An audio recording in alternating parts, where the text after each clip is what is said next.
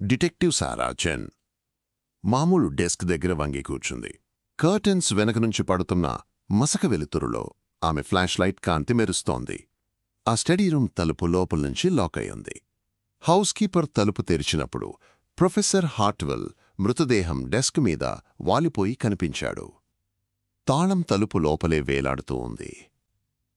Classic locked room case అని తలుపు దగ్గర నిలబడ్డ ఆఫీసర్ రోడ్రిగెజ్ అన్నాడు. సూసైడ్ తప్ప వేరే కారణం ఉండదు. సారా అతన్ని పట్టించుకోలేదు. ఆమె కళ్లతో జాగ్రత్తగా సీన్ పరిశీలిస్తోంది. ప్రొఫెసర్ రీసెర్చ్ పేపర్స్ మీద వాలిపోయాడు.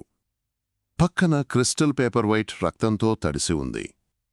విండోస్ దశాబ్దాల క్రితం నుంచే పెయింట్ చేసి మూసివేశారు. ఇంకో ఎగ్జిట్ లేదు. అయినా ఆమె మనసులో ఏదో అనుమానం వచ్చింది. గాయం ఆకారం సహజంగా పడిపోయినట్లుగా లేదు, చాలా ప్రిసైజ్గా ప్లాన్ చేసినట్లుంది. ఆమె papers పరిశీలించింది.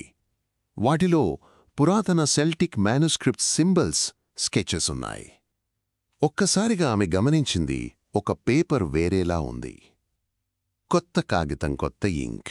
Rodriguez professor assistant Emily ఎప్పుడెప్పుడు వెళ్ళిందని హౌస్ కీపర్ చెప్పాడు. 6 PM దగ్గర. హౌస్ కీపర్ కన్ఫర్మ్ చేసింది అన్నాడు.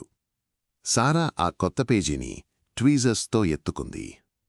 సింబల్స్ నిజమైనవే అనిపిస్తున్నాయి, కానీ దగ్గరగా చూసినప్పుడు పెన్సిల్ గైడ్లైన్స్ కనిపించాయి, ఎవరైనా డ్రాయింగ్ ప్రాక్టీస్ చేస్తున్నట్లు. డెస్క్ పక్కనున్న బుట్టలో అదే సింబల్స్తో కుంచెలో రాసిన ప్రాక్టీస్ చేస్తున్నాయి. మార్జిన్స్లోని హ్యాండ్ రైటింగ్ ఎమిలీది. సారా నిలబడి చెప్పింది. ఎమిలీ కేవలం 6 PMకి వెళ్ళిపోలేదు, తిరిగి వచ్చింది. ఇంపాసిబుల్ అన్నాడు రోడ్రిగేజ్. తలుపు లోపల నుంచి లాక్ అయి ఉంది.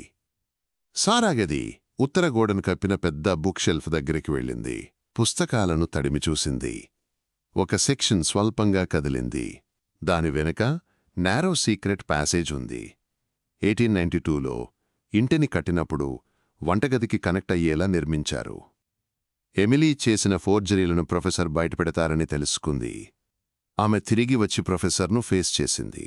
ఆయన పోలీస్కి ఫోన్ చేస్తానని బెదిరించగానే సారా రక్తంతో తడిసిన పేపర్ వైట్ వైపు చూపించింది.